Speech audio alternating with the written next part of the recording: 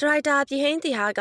မြင်းမြတ်နဲ့အတူဇက်ကားများစွာကိုတွဲဖက်ရိုက်ကူးခဲ့သူတဦးဖြစ်ပြီးသူ့နာမည်ကိုမြန်မာပရိသတ်အများစုကလည်းကောင်းစွာသိရှိကြပါတယ်။မြင်းမြတ်ကမင်းသားဖြစ်ခါစားချိန်မှာတော့ရိုးသားစူးစမ်းခဲ့သူတရားဖြစ်ခဲ့ပြီးအဲဒီကနေထိတ်တန်းမင်းသားအဆင့်ကိုရောက်ရှိလာခဲ့ပါတယ်။နောက်ပိုင်းမှာတော့ဇက်ကားမကြီးတော့ပဲအကုန်လုံးလက်ခံရိုက်ကူးလာခဲ့ပါတယ်။သူဘေးနားမှာရှိတဲ့လူအများစုကမြင်းမြတ်ကိုရိုးသားသူလို့ထင်ခဲ့ကြပေမယ့်အဲ့ဒီရိုးသားမှုတွေဟာဟန်ဆောင်ထားမှုတွေသာဖြစ်ခဲ့ပြီးအချိန်ကြာလာနဲ့မျှမျက်နှာဖုံးတွေကကြာလာခဲ့တယ်လို့ဆိုပါတယ်။ဒရိုက်တာပြည်ဟိန်းတီဟာကမြင့်မြတ်ရဲ့ဟန်ဆောင်ကားမှုတွေကိုတစ်ချက်ချင်းထုတ်ဖော်ပြောကြားခဲ့ရလူအများစုကလည်းစိတ်ဝင်စားခဲ့ကြပါတယ်။မြင့်မြတ်ရဲ့အိမ်ထောင်ရေးအရှုပ်အရှင်းတွေအနုပညာသမားအချင်းချင်းမလေးစားမှုတွေအလို့ပေါ်မလေးစားမှုတွေပေါင်းစားမှုတွေငွေတမျက်နာတဲကိုသာကြည့်တဲ့အကျင့်တွေကိုပါဒရိုက်တာပြည်ဟိန်းတီဟာကလူသိအောင်ပြောပြခဲ့ပါတယ်။ငွေရဖို့ဆိုရင်လုပ်ဖော်ကိုင်ဖက်တွေကိုမကြည့်တတ်သလိုမိတ်ဆွေအရင်တွေကိုပါညာတာမှုမရှိကြောင်းကိုလည်းပြောကြားခဲ့ပါတယ်။ဒီလိုထုတ်ဖော်ပြောကြားလိုက်တာကြောင့်ကင်မရာနောက်ွယ်ကမြင့်မြတ်ရဲ့အကြောင်းအရာတွေလူသိများလာခဲ့ပေမယ့်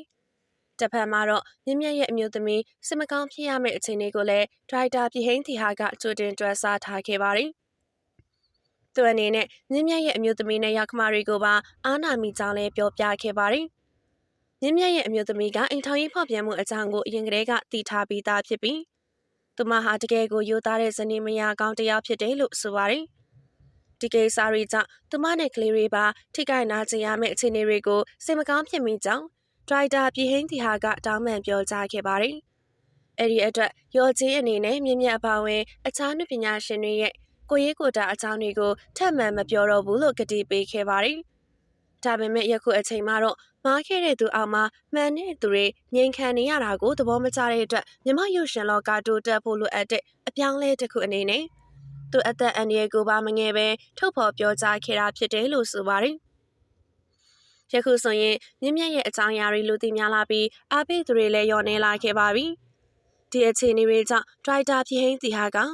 မြန်မာနိုင်ငံကိုပြန်မလာတော့သလိုမြန်မာနိုင်ငံမှာလည်းအနုပညာလုပ်တွေပြန်လုပ်တော့မှာမဟုတ်ကြောင်းကို